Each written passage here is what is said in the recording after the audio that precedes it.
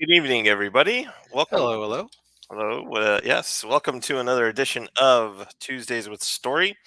I am Daniel Parker, and I am the, of course, writer and creator of the comic book that you just saw the trailer for, Guardian Angel.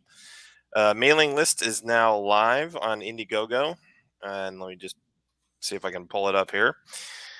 And if you sign up for the mailing list, you'll get not only have access to a tier where you'll get an alternate version cover, but you'll also get a free art print if you're amongst the next 50 people to sign up. So do it already. Come on. Yes, do it. Why, yes, phone. Tuesdays with Story did just begin. Thank you for telling me.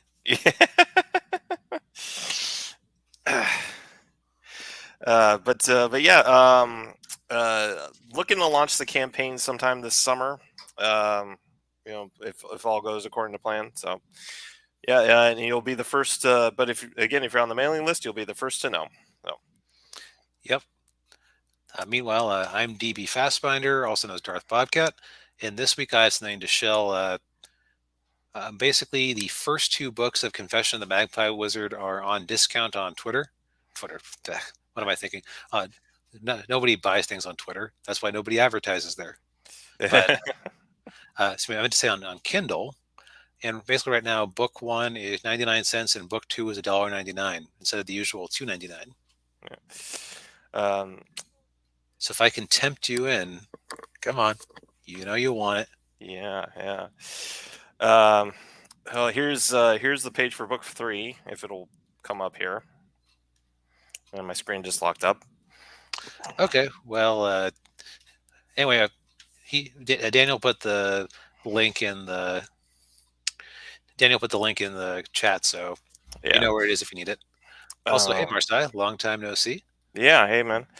Wow, my screen is really locked up. Okay, there we go. But okay, there it is.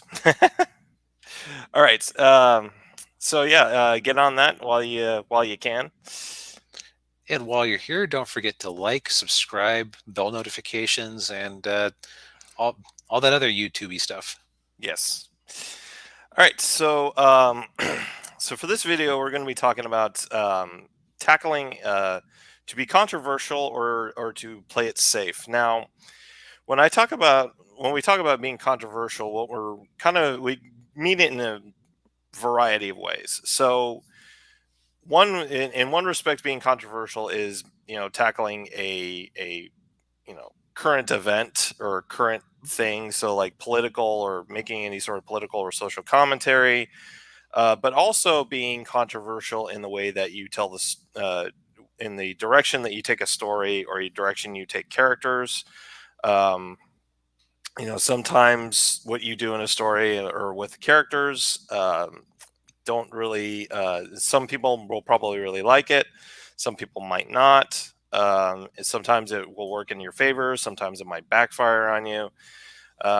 And so it's kind of it's treading on very thin ice, basically. When you're tackling something like that.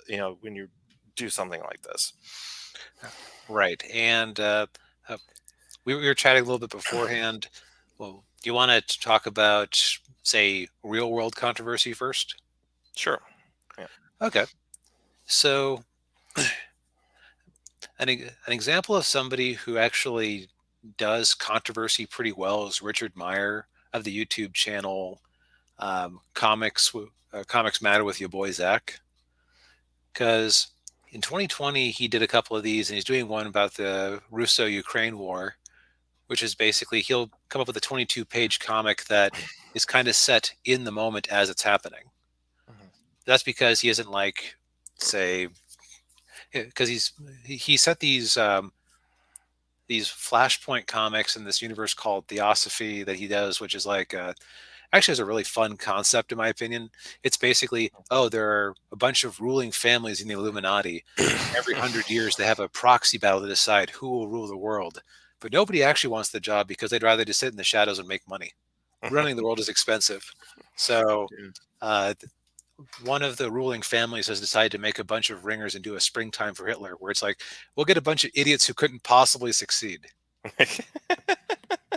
So he's slowly building up the team there. And the one he's doing here is about I forget his name, but he's like this TikTok loser war tourist who decides to go to Ukraine to join the Foreign Legion there. And so the comic isn't actually about fighting in Ukraine, as far as I'm aware. It's more about him trying to earn the money to get to Ukraine. So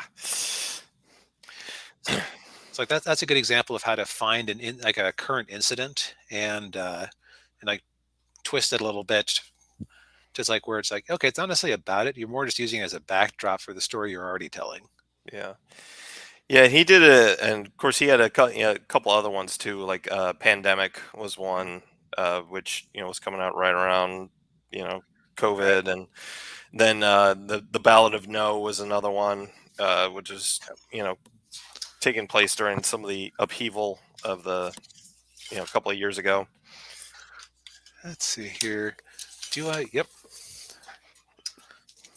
You actually have both of those just sitting right here. Yeah. In my opinion, No is the better comic.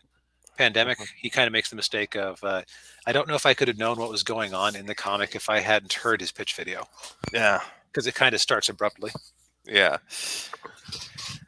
Yeah, and I haven't read No yet. I still need to get one. Still need to do that one. But and then he's got another one called This Is You. Oh yeah. That one sounds interesting. Where it's about an immortal who is facing cancel culture. Right. There are pictures of him in a mustache fan uniform from World War II that are Yeah. circulating around, and Yeah. he was actually working as a spy at the time, but cancel culture does not know about context. No. But yeah, those are great examples of taking something that's topical and putting it in and creating a narrative around it, and that's both entertaining and can invoke, I would say, polite dialogue. Right. It's those are good examples of almost using the controversy as an excuse for your story. Hmm. And but in some cases that can really work. Although I would say with most people, uh you know use of allegory is and metaphor would also work very well. Hmm. um and if you're playing the Tuesdays with Story drinking game at home, take a shot, because I'm mentioning Star Trek. uh you talk about a franchise that uses allegory and metaphor to its advantage. It's Star Trek. And you could say that with almost any sci-fi franchise, but Star Trek really kind of cornered the market on it, because I mean, if you go back and you you go through that franchise, whether it's the TV shows or the films, uh, you'll find stories just rife with allegory. Classic example, and I'll go with the films. Star Trek Six: The Hmm. Undiscovered Country. That movie came out not long after the end of the Cold War, and that movie is just a allegory for the end of the Cold War, where the Federation's the USA, and then the Klingon Empire is the USSR, and the Klingons have a catastrophic Chernobyl-like event, and they can't continue the conflict, the Cold War with the Federation anymore. So now they have to. So now they're making peace with the Federation, and in another part of it too is the leader of the Klingon Empire is named Gorkon, and that's a combination of Gorbachev and Lincoln. Which, boy, that was overestimating Gorbachev. Yes. Oh no, sorry, I was thinking of Yeltsin, the alcoholic. Yeah, yeah, yeah. Gorbachev, as far as I recall, was a decent enough guy. Just he kind of got made premier to when the USSR was in hospice. Yeah. Yeah, and and Reagan kind of put his feet well, a lot of people In might in the hospice metaphor, Reagan kept unplugging the life support machine and then plugging it back in after a couple minutes. yes. uh here is Marseille's got something about let's see. I think the uh movie Jojo Rabbit, in this case, it's set in the Holocaust and it's properly emotional, but it's mostly a comedy movie. hmm, I haven't seen that. Uh, uh, Yeah, it was Taika Waititi, right? yeah, Okay. I want to say Scarlett Johansson's in it. Hmm. Yeah. But yeah, so those are a couple examples of. So yeah, and the other nice thing about metaphor is that let's say that you were born in, I don't know, let's say you're born in 1995 and you don't pay attention in history class, man, but you love your sci-fi. Hmm. You could watch Star Trek 5 and just be like, oh man, the Klingons are six. Well, if you're a dumb kid, you can watch Star Trek 5. If Star Yeah. Trek 6, well, Star Trek 5, as one person put it, is like it was a great critique of these sort of communist ideals of Star Trek because oh, the Federation is a horrible place, nothing works the way it's supposed to, and uh, it, doctors have to euthanize their own parents due to lack of resources, and Yeah. everybody is constantly walking around with so much misery that a psychic healing their inner pain will make them do anything to turn against that government. He Yes. said that's the critique that helped bring down communism. Yeah. But anyway, Star Trek 6, you could have that metaphor just completely fly over your head and still Hmm. enjoy that movie, Yeah. just as long as you knew who the characters were and what the situation was. Yeah. And going back to Star Trek, like you look at like like the TV shows, for example. One There was one episode where uh well, I guess I'll do this one with in Enterprise, when to Paul, who's the Vulcan science officer. The um sexy Vulcan science officer, this, thank you this very much. yes, yes. She finds out that she has this incurable disease, and the incurable disease has a stigma attached to it, because she got it from a Vulcan who could mind meld. And at this time in Star Trek lore, Vulcans and mind melding were a bad thing. Like you couldn't, and Vulcans who could mind meld were seen as outcasts and weirdos. And so the whole episode is essentially an allegory for homosexuality and HIV/AIDS, Hmm. because you have the a disease that carries a stigma with it because Right, of the person's lifestyle. right. You have something that not very many people do. There's a sudden consequence, and you might just avoid getting treatment because you don't want to admit that you're in that persecuted group. Right. And that and then that instance, that's a controversial thing to talk about, although I would argue, although when the year that episode Yeah, aired, early 2000s, that was yeah, like, that wasn't really, yeah, not as big of an issue as it was, say in the 80s and 90s. well, at that stage, that was only a few years away from from South Park declaring that enough time had passed that AIDS was funny again. So, Yeah. But yeah, that's an instance where you can talk about a controversial have like a controversial subject matter, and kind of get away with it, I guess, or you know um be able to tell that story, and it'd be entertaining, at least, and people will tune in and watch it, and they're not feel like they're being preached to, which is that can be a issue, when you're doing something like this. yes. Speaking of being preached to, let's talk about bad examples. Mm, So, uh, one that just immediately jumps to mind is so there's a comic book that I recommend people pick out called Resident Alien, which I think I mentioned. I don't know if I mentioned on the show before, but I know I've talked with you about it. Mhm. Resident Alien is it's kind of a very obvious premise, or kind of a worn premise, where an alien is sent to Earth to retrieve a scout ship, and his own ship crashes, and he's trying to make his way on Earth using his psychic powers to disguise himself as a human. Mhm. And he ends up as the doctor in a small town.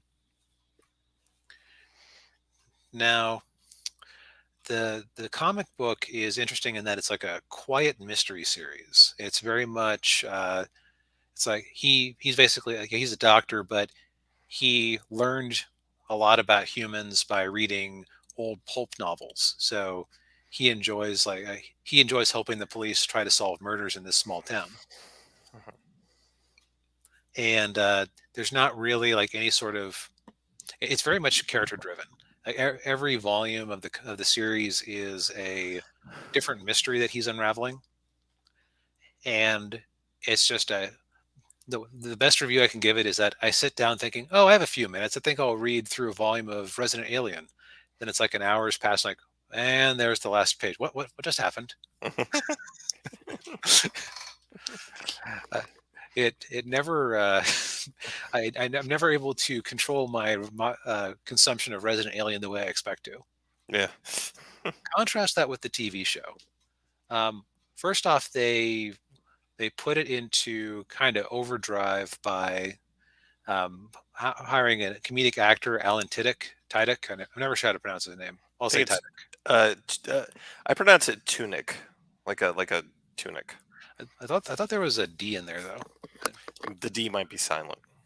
Well, Alan. yeah, that doesn't matter. Yeah. So Alan is a comedic actor. He is very good in the role because he basically is playing the the guy as a complete, kind of as a buffoon who doesn't understand how to human. And the thing is, like, what's funny about that's directly the opposite of how it was in the comic. Because in the comic, and I think this is like a sensible world building thing. He, he is able to read us like we're open books via our body language. He's just extremely perceptive that way, which is why he's been able to make it as far as he has. Meanwhile, you watch Alan's character, and it's like, how has nobody thrown you in a mental institution yet? The way you act.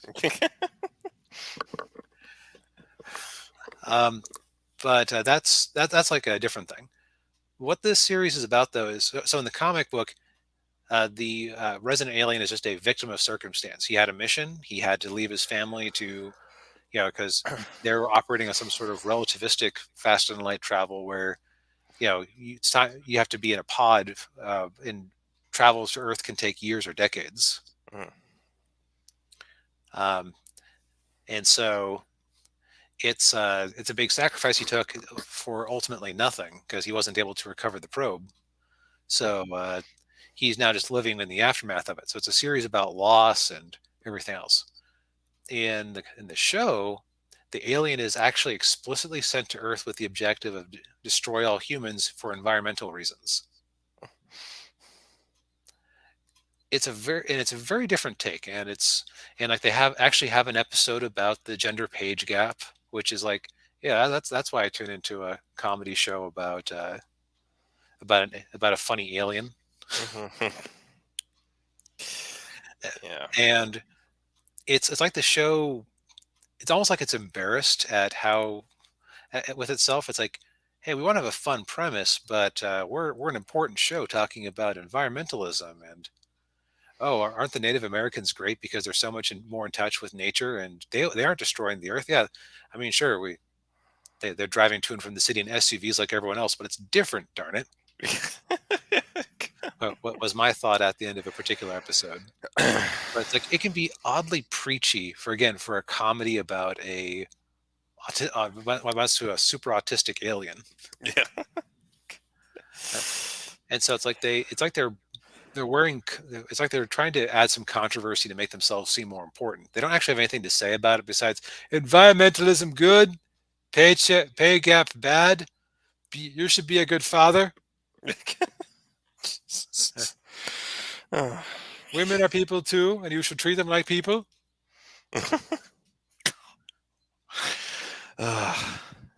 Well, and the issue too, big issue with that is when you do something like that, you're dating your show. You're Right. dating your story. Yeah. Yeah. Right. That's another thing. Like, what were some of the big environmental issues of the 80s and 90s? You had the hole in the ozone layer because they're using stupid types of propellants, Hmm. which they eventually fixed by switching. So, hooray for a rare environmental win. Yeah. Um, Rainforest. Rainforest, which honestly, the rainforest thing is still a problem, but that's Yeah, but you don't hear anything about it anymore. no, people don't talk about it nearly as often. Yeah. It's like writers in Hollywood get together. It's like you're getting the stories like 3 to 5 years later about what they were talking about at cocktail parties at the time. Yeah. Yeah. But yeah, and some of that is, with Resident Alien. A lot of that I think is like network interference. From completely changing the original source, and completely disregarding the original source material, which um, you know can rarely ever works. And if I'm Right. being honest. It's not an awful show. It's just a very different product, and I kind of wish I could see what a really faithful adaptation of the comics would look like. Hmm. Yeah, it kind of, well, it kind of also reminds me of with Jack Reacher. I've talked about Jack Reacher. I think I've talked about Jack Reacher on the show, or at least I have with you. It's the problem of when we talk before the show to come up with ideas for the show. Yes. um, Jack Reacher. They did two Jack Reacher movies with Tom Cruise. Mhm, Problem is, Tom Cruise looks nothing like Jack Reacher. mhm. Jack Reacher is 6'5". Yep. He's about 240, 250, and he's built like a defensive lineman or a linebacker. Right. Kind of like Dolph Lundgren would have been a good casting choice for him at some point. Yeah. And Tom Cruise is none of those things. Mhm, Now you got the Amazon Prime show. They cast an actor who actually does look like Jack Reacher, mhm. or how he's meant to look in the books. And I would say the TV show is probably a lot more popular than the movies with Tom Cruise. Right. At the very least, it makes it easier if I go and read the book. I'm not suddenly surprised at the description. Yeah. Oh, and here's one last thought about Resident Alien that's kind of Yeah. hilarious to me. Actually, give me a second. Let me pull up a picture here. Okay. Because so Richard Meyer has joked in the past that there are two genres in American comics: superheroes and Netflix pitches. And reading Resident Alien, I saw what he meant because, like, the comic book would actually be relatively inexpensive to film because most of it is just him walking around, like it's some sort of alien makeup. But you could do like they do in the show and have him look like he and have him look normal most of the time. Mind if I let me go ahead and share the screen for a second? All right.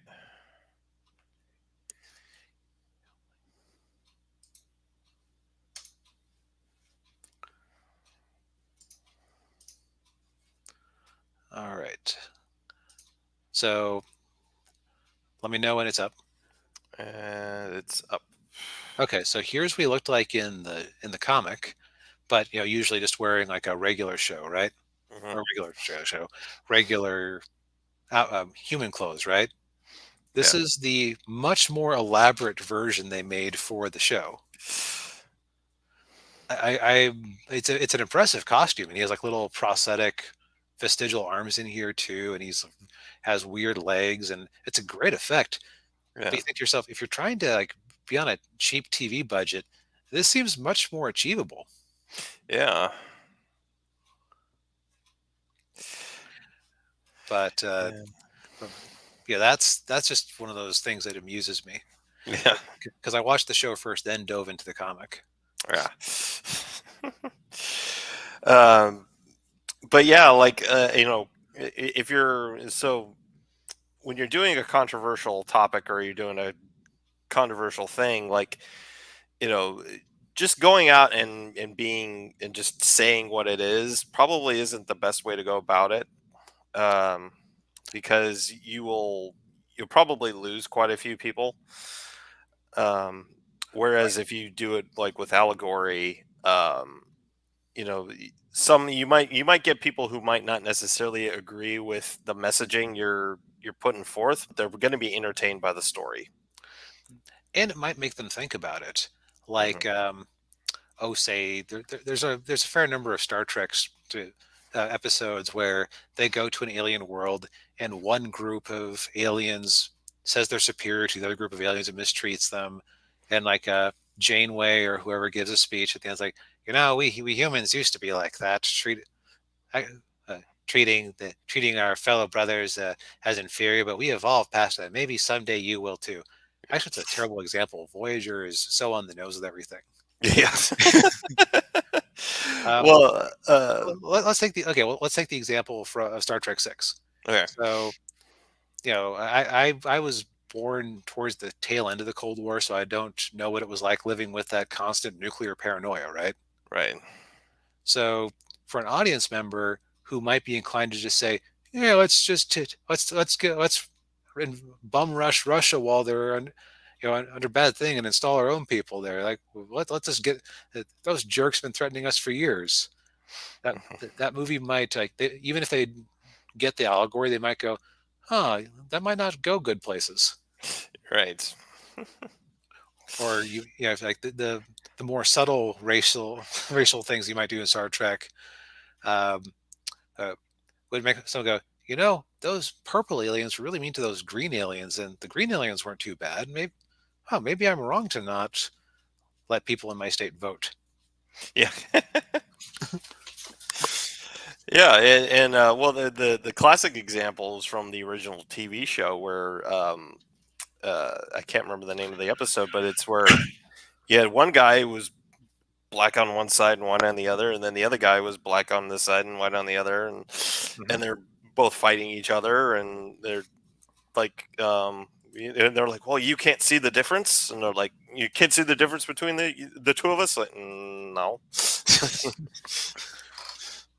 But that is, that's a classic allegorical, thing there, where it's like, don't judge somebody based on their skin color or think that you're more superior than somebody else because of your skin color, you know and that's a very powerful message, and it's also a way to, tell the story and wrap it around a very interesting story where you have these two aliens that are locked in this, bloody, long conflict, and they're Hmm. dragging the Enterprise in the middle of it. Right. And that's the other thing is, there's a lot of bad media being made these days that is just so on the nose. Trans rights are human rights. Okay, and what's your story? Trans rights are human rights. Yes. Yeah. What's your character like? Oh, he is gay. His parents are from Somalia. Well, one parent is from Somalia. The other one is from Ecuador, and his pronouns are they them. What's what's the story about? One of his parents is from Somalia. Yeah, yeah, it's they got the They the got the agenda going, but they don't have the demography. story. Yeah. It's like they're writing. It's like well, I made a character sheet for D&D. Yeah. That is a story. No, it isn't. No. Yeah, Michael Bay. Those aren't those aren't plot. That's not a plot. That's special effects. I don't Yeah, know the difference. we know you don't, Michael. Yeah. Uh, the- and so kind of tie that back to the whole controversy thing. The other thing is that, like, having a bold stance on something is only bold when it's bold. Yeah. Yeah, if you're basically saying the thing that everybody, that or not everybody, but a lot of people already agree with, it's kind of like everybody on Twitter who's talking about calling everybody else a 1930s fan of Mustache Man. It's like, wow, so brave of you. Yes, Yeah. You know who else hates Nazis? Everyone else who isn't a Nazi. Yes. Well done, well done. You are so brave to. Oh, another X-Men comic where the villains are human supremacists who resemble the white nationalist groups in the United States who have no chance of fighting mutants who can stand toe to toe with the Avengers. Wow, what an amazing story to tell for the 12th time this year. Yeah. And you know that it's gotten bad in Marvel Comics when you have a middle of the road liberal guy like Comics Perch calling this out as boring. Like the controversial thing would be to make villains who are a metaphor for like a group that most people it actually liked, just like tilt it a little bit. Yeah. Yeah. And yeah, yeah, like you were saying, like it's only a contra or it's only bold if if it's if it is actually bold and it's not something that you're going to get a lot of people who agree with you on. Um, I'm trying to think of like and a lot of what I was thinking about is stuff from the '80s where they would put like social commentary in there, but at the same time it's like but you can you know kind of look past it a little bit and say, oh, okay, well, I guess I can kind of see where they're coming from, and you know as opposed to just like, oh, these guys are bad. Yeah, okay, yeah, we know they're bad. And Yes, right. Like there's a story in X-Men from the early '90s, I want to say, where I forget, I think it was called Extinction Agenda, where there was this island in the South Pacific or in the Indian Ocean, kind of around Madagascar, where they were enslaving mutants, and it was like a metaphor for apartheid. And uh, when I was a kid, I didn't get that because I borrowed the collection at a library, and I wasn't old enough to know what apartheid was. I was like, oh man, this story is awesome, and because Gambit's there and Storm is there, and they're oh man, these people keep capturing the X-Men and they mind controlled Wolfsbane, and now she's a zombie, and she's still dealing with that in X Factor when I was reading it. Oh, now I understand that. Oh, this is great, and just that whole metaphor just went. yep. In fact, I would say that if you're going to talk about a contemporary topic, uh, you want to construct your story such that you could totally have a good story, even if it Yes. right over their head. That should be part of the. In fact, that would be a good litmus test. If you could find an unbiased person who you didn't think knew about the controversy you were talking about, you could see if they still thought the story was interesting. Yeah. It can that's a tall order, of course, but if you're talking about a smaller thing, Yeah. like let's say you decide, oh, actually, here's an example, just to be a little controversial. Let's say that you had a storyline, and as far as I know, this already exists, but let's say you had a storyline in Teen Titans where they were dealing with the trial of a supervillain who was accused of shooting some rioters or killing some rioters with the superpowers, and and it was just like a one-to-one thing of the dang, I watched so many Ricadian videos about that guy. Oh, Rittenhouse. yes, yeah, Uh, yeah, you used to do like a one-for-one thing about the story of Rittenhouse from a very slanted negative angle. Um, I think that the one side slanted negative angle would actually, and since it's your story and you hated him, you at the end you have him found guilty. hmm That one-sided slanted angle would actually make an extremely dull story because where's the twist? yeah, Like the reason that most people who are accused of by the cops are found innocent in fiction is because that's much more interesting. hmm It's like, oh, they're going to be found guilty inevitably. We make it look like you have the heroic prosecutors trying to find the evidence that will put him away. Oh, it looks yeah, like it looks like he's an innocent man. Oh, we got to find a little bit of exculpatory evidence, and that's your tension. hmm yeah. Kind of like uh, when mentioned that, it reminds me of Jag. I don't know if you ever watched Jag. Nobody ever watched Jag.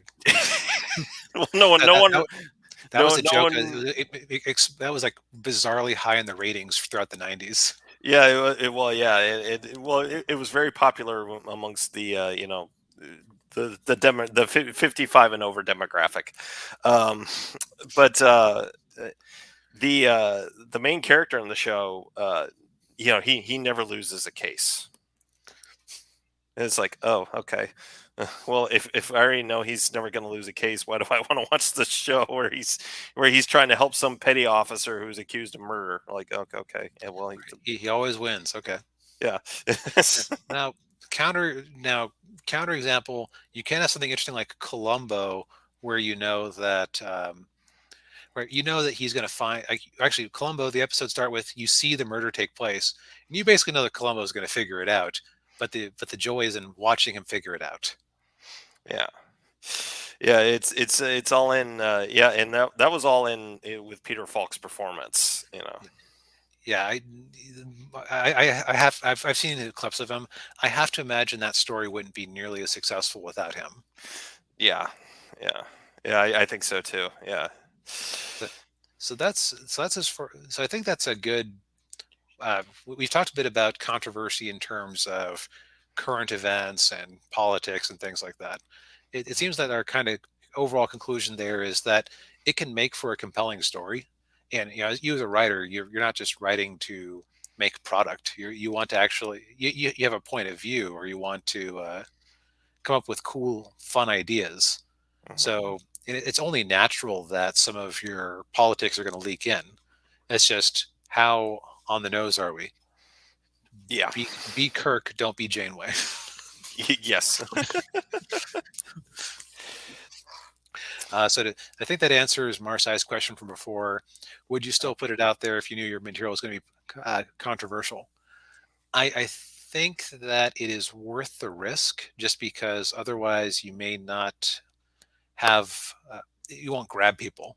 It's Right. just that you got to make sure you're actually being brave when you're being brave, or bold when you're being bold. Yes. Yeah, yeah, and you're not just going along with what people want. Yeah, that would be. I would say just going along with what people want from a story or want from you. I would that is playing it safe. Yep. Yeah. Which is a great one to the next kind of type of controversy. So that was like real world controversy. Let's talk about fake world controversy. Mhm. Yeah. So with fake world controversy, it's you have a storyline that you're going with, or you've got a character arc that you're developing, and you want to take it in a certain direction. You take one of those things in a certain direction, but some people might like it and some people might not. And Mhm. we've got some examples of that. Yeah. Yep. Well, first off, I have a personal example of that. Magpie Wizard Book 4 ends on a note that that because I built up a particular character in a particular way, I knew from the start people were going to be kind of torn up about it. Hmm. I'm not going to say what exactly happened because that would be spoilers. So, Hmm. but basically, it's a thing did not work out that people would typically assume would work out in this type of story. Ah. But when you look at it in retrospect, it was the logical way for it to go, the way that things were developed.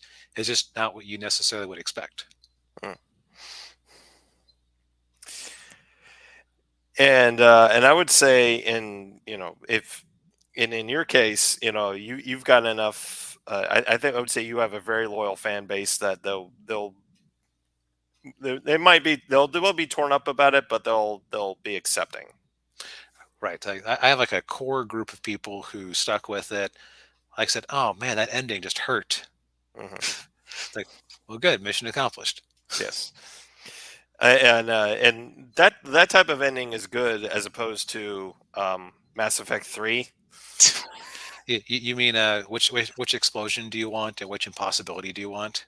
Yes. Uh, I remember this. I forget whose video it was. I also want to say Angry Joe, where he was talking about people talking about the ending of Mass Effect 3, and he said, "Well, what do you want? You and you and the cop sitting on a beach smoking some cigars and drinking some margaritas and talk about how, Yes. yeah, actually, yeah, like you've developed relationships with all these characters, so you kind of want to see what impacts you had. Yeah. That's kind of how Persona 5 ends.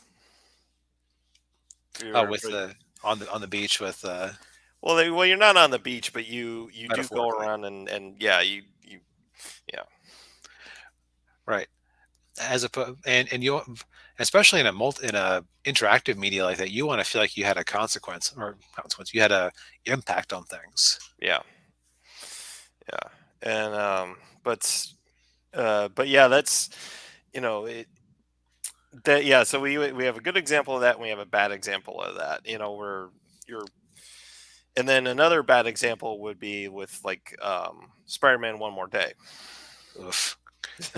I have a funny story about that one. So for those of you who might not know, Spider-Man One More Day was basically the result of the writers at Marvel marrying Spider-Man and Mary Jane and never really being sure what to do with those two crazy kids.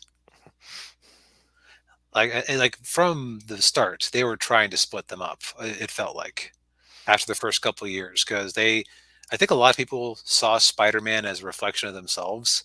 And it's like, oh man, if Peter's old enough to get married and I'm working for Marvel Comics and a single loser, then Yes. I want Peter to be out there dating random college co-eds and having adventures that I can live vicariously through. Married life with a stunning redhead. Who would possibly want that? But so in that storyline, he ended up trading his marriage to the devil to save Aunt May's life. Congratulations, you've saved May for like 3 years, realistically. Yeah. Gave up everything. Yeah. Time travel aborted Mayday Parker. Or actually, no, Mayday was a different baby, but time travel aborted the baby that MJ was said to be Yes. uh, pregnant with at the time. Yeah. Now, is Brand New Day, which came after it, a bad set of comics? No, but I think that Marvel was being very selective with their with their letters page. And actually, the red flag was they bothered to have a letters page in the aftermath of that because like they were trying to convince the audience to like it. Because I remember that most of I might be mistaken, but I think a lot of the letters there were on the positive end of the reaction, and they even had one from guys. Oh, I'm a Presbyterian minister or something like that, and I think that this is an exciting direction, and I like this story. And I said to myself, wait, a Presbyterian minister likes a storyline bit where Peter deals with the devil, Mephisto in this case, but the devil. Yeah. Dan Slott, did you write your own letter? Or possibly Axel Alonso or Joe Quesada, one of the editors. But it's more fun to blame Dan Slott because he kind of became a meme later on. Yes. Uh, and yeah, and I wouldn't put it past any of them to do something like that. That sort of reminds me of the marketing with like used to see this a lot with movies where like they'd interview people from a screening of a movie and they're talking about how great the movie is. Mhm. It's like, okay. You just went to a free pre-screening of a movie, and somebody walked up to you with a camera and asked you how you felt about it. Yeah. So, so tell us how did you like Charlie's Angels? Yeah. Yeah, the guy said, "No, screw off." Did not get into that movie commercial. Yes. uh, yep. Yeah, that's very true. Every story has an audience. No matter how obscure. Yep. But so the other thing of it is so the other so it sounds like that. And again, it's the other thing is that you don't necessarily want to like turn a story on a dime like that unless you've actually exhausted everything you can do with the story. Like for example, first four books of Magpie Wizard take place at their equivalent of Hogwarts. And book five, I wanted a change of pace, so I took them somewhere else, which was itself kind of, I think it surprised people. Because it's like we're leaving behind a set of the cast because we're kind of splitting the group up and we're getting new dynamics. And it's like, well, that's very different. Well, it's because what else was I going to do? Yeah. Yeah. Even J.K. Rowling only told 4 books that before things went off the rails completely at Hogwarts. Mhm. Yeah, very true. Yeah,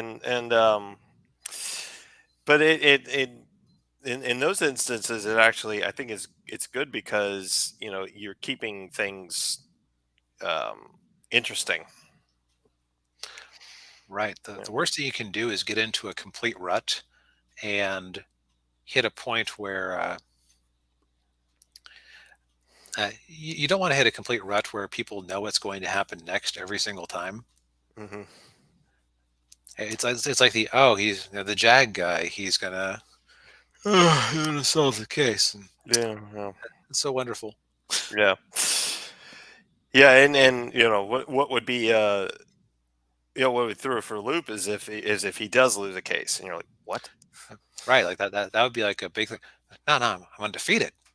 Yeah, That isn't how that works. yeah, I'm yeah. sorry. He, We yeah, have him on video. yeah. But yeah, it's that, of course, that again, that would be playing it safe to have uh what was his, yeah, the Jag guy's name was Rab, Commander Rab. Have Commander, yeah, every week That name Commander sounds Rab, good. yeah, Commander Rab. That's it. Yeah. yeah. No, no, Harmon Rab, I think it was his name. I'm just saying it sounds made up. Well, yeah, it was made up by Don Belisario. You know what I mean? Like it Yeah, yeah, yeah, yeah, sounds yeah. like a non-name. It sounds like yeah, yeah. Well, he's a Navy guy. Uh, but but you know the other part of it too is having a movie where or not necessarily a movie, or a story, I should say, where you've got some kind of controversial subject matter in it. Um, Example of that, The Exorcist. Hmm. You've got a now that movie. That movie was controversial when it came out. For a multitude of reasons. I mean, it was. You're talking about a little girl who's being possessed by a demon, and doing all kinds of stuff that I can't even say what a lot of it that she does on May here on not YouTube. be vomits an impossible amount of what looks like split pea soup. Yes, says some. It does something with her crucifix. Yeah. Your mother blanks blank in blank. Yes, yes, yeah. But I mean, and that movie, when it was shocking to people seeing that, and but the having that sort of subject matter, number one, it has to be in the movie, Hmm. because you can't tell the story it doesn't have the same impact if she's in her 20s. Oh, why can't that demon be a nicer little boy? Oh, yeah, yeah, yeah.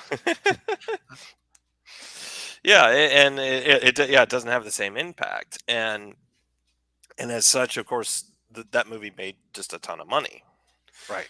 when it came out, and and to this day, it's widely considered one of, if not the best horror movie ever made.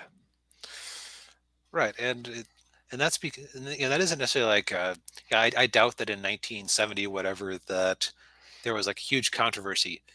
Demonic possession, real or fake? And the author went, that's in the news. I'll write a story based on that.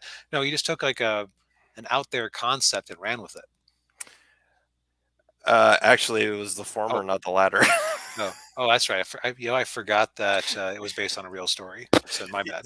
Yeah, yeah. Well, yeah, it's supposedly real story. Yeah, I guess I more meant it wasn't like the climate change is a bad. I think I'm gonna have Superboy protest climate change. yeah. Couldn't Superboy fix climate change in an afternoon? Yeah, but the DC universe has to look at the world outside your window. So You can't actually make changes. Uh-huh. So uh, the message of your story is that people who advocate for change are useless. I don't like it when you go with the logical consequences of things I say and write. That's triggering. Although amusing thing that if you picked up that comic book because you wanted to see John Kent protest climate change, that doesn't actually happen in the comic. no. He fights a giant crab. Yeah. What I love about that page, and this is a little bit of a tangent, but that page, like, they're holding up their anti-climate, their anti-climate change signs, and you got Cthulhu or the Kraken coming up right behind you. If anything, it's like a damning look of people protesting climate change while bigger disasters are right immediately behind them Yeah. instead of in the vague future. Yes. Yeah. It is funny how people who aren't self-aware and are very strongly on one side can end up. You almost have to wonder, wait, are you stealth taking the piss out of that side? Yeah. No, they just don't have a sense of irony and don't think through what the visual metaphors actually mean. Yes. Uh, yeah. Yeah, and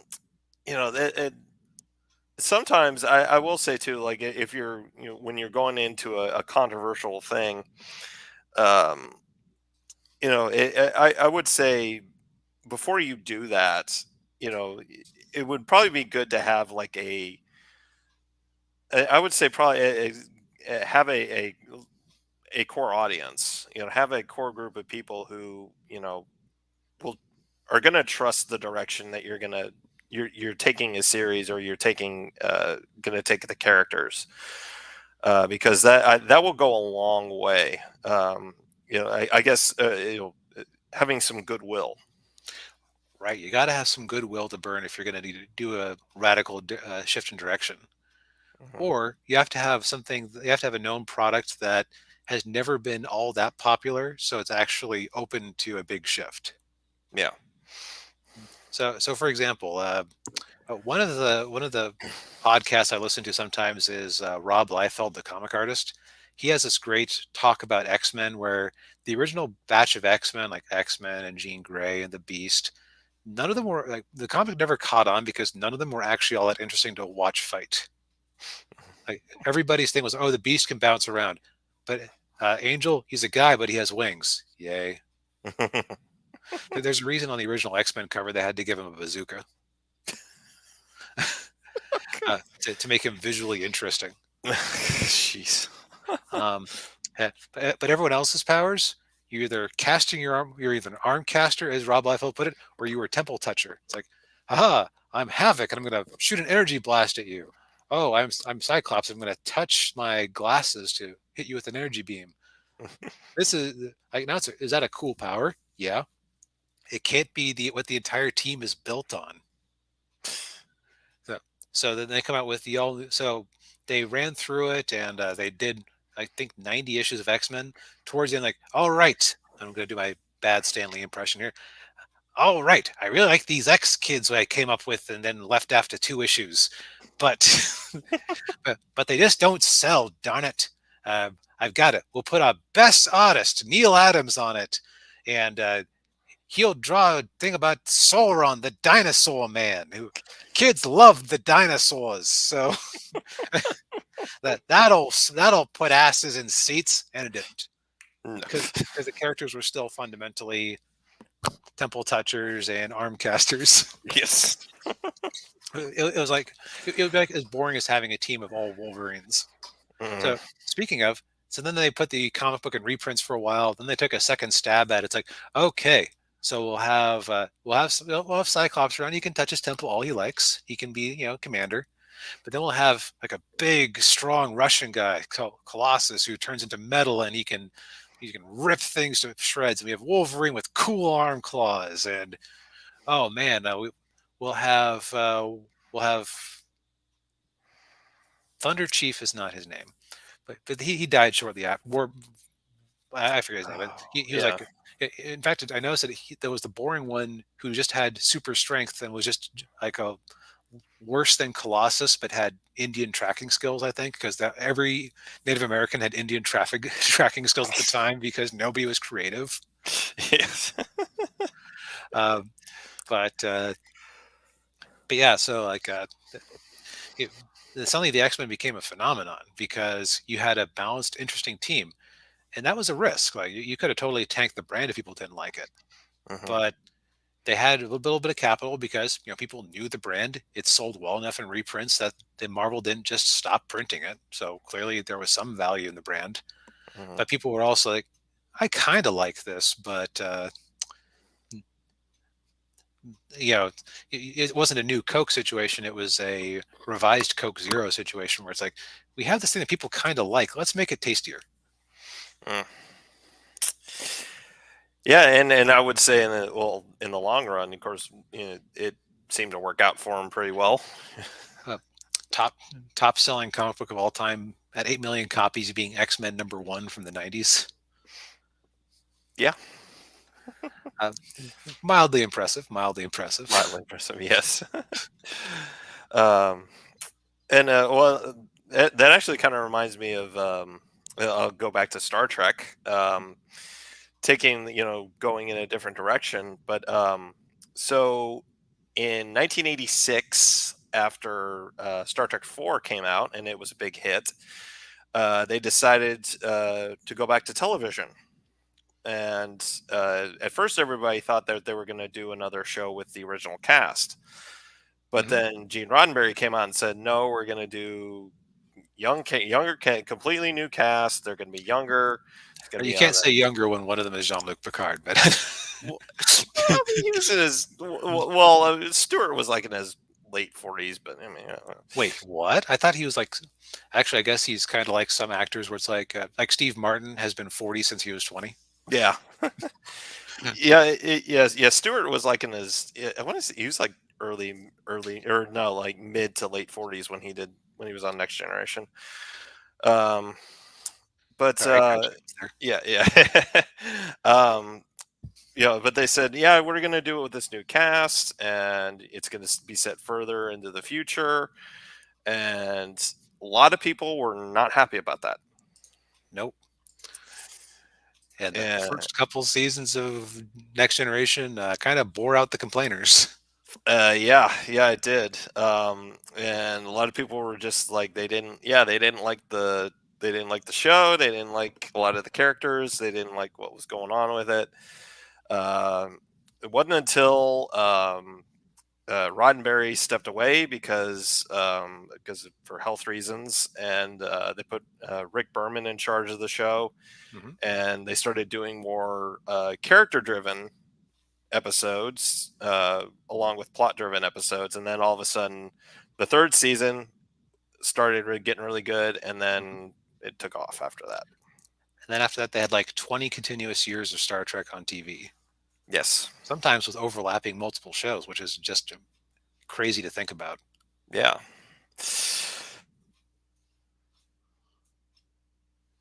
Uh-oh, I see you We froze haven't had there. for 2005. It's strange that they have made nothing in Star Trek since 2005. Oh well, they would probably screw it up. Yeah. Um, but yeah, so yeah, I guess it's like everything is a calculated risk. Sometimes it backfires. Mhm. Um, you're almost better off taking a calculated risk when you have something to fall back on. It's like how you don't put, if you're going to go to Vegas, you don't clear out the 401k to go to Vegas. No, you take a couple $1,000 with you and call it good. Yeah, right. You take what you don't afford to lose, and you should never play the game. Right. Yeah. Yeah. Uh, so maybe that's like the big thing about these character controversies is that you have to actually like be in a situation where people are kind of tired of what's going on, Hmm. and you can't necessarily trust your core audience because the core audience is like, hey, it's a Spidey Man comic. I like the Spidey Man. I will buy anything with Spidey Man, and like they're useless. Yeah. They'll go along with anything. But it's like if you're critical, if your audience who like sends you letters going, I'm kind of bored of this whole I don't know. Uh, Actually, I'll use a Batman example. I kind of feel like the Joker never leaves anymore. Maybe we should have the Joker go away for a while. Uh, maybe just go like 2 years without a Joker story. To which DC goes, no, we'll give the Joker his own ongoing comic book because brand synergy. Yeah. Yeah. Yeah. Yeah. And yeah. So it's I would say playing. Yeah. So basically, like there's a time to play it safe and a time to be a little controversial and take some risks. And it's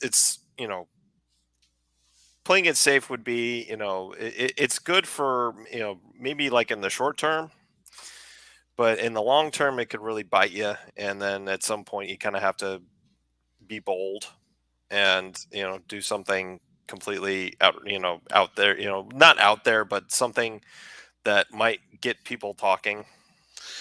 Right, and not everything you're going to do is going to succeed. Like there was a spin-off of Dungeons and Dragons that was set in the future. I forget what it was called, but they published it in the 80s. I think it was called Space Dungeons and Dragons.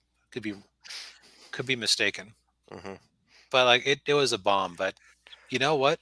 It was worth the attempt because if it had succeeded and they could have captured that sci-fi role-playing stuff too, then that would have been huge for them and let them do more things. Hmm. There's actually a reference to that in Baldur's Gate, where one of the characters says that his hamster is a giant miniature space hamster, or miniature giant space hamster, who's just like a regular sized hamster, because there were giant space hamsters in that game. uh, well, we're reaching the end of the show. Does anybody have any questions for us? Yes, Good old Q&A. the second best letter to go before and a. Guess. I'll leave the audience decide what that other letter would be. It's after S.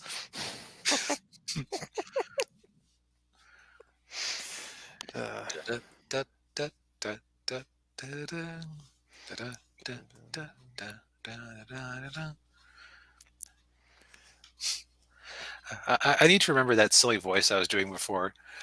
I don't like it when you do the logical consequences of my beliefs and actions. That isn't quite the same. I'm gonna have to go back and listen to this. Yeah. Well, I was just thinking, like the voice you were doing doing earlier, kind of reminded me of Teddy from Bob's Burgers. Hey Bob, I see. I can't quite get the gravel in it to do like a really perfect Teddy. Yeah. Hey Bob, I heard about these pillows that lonely people can use. That they look, you can put a case on them for any girl you like. Teddy, that character is underage. What? No, she's not. Teddy, she's clearly wearing a schoolgirl uniform. What? No, that's the thing they do when it's a different culture, Bob. Teddy, I don't think I'm comfortable with you around my children anymore.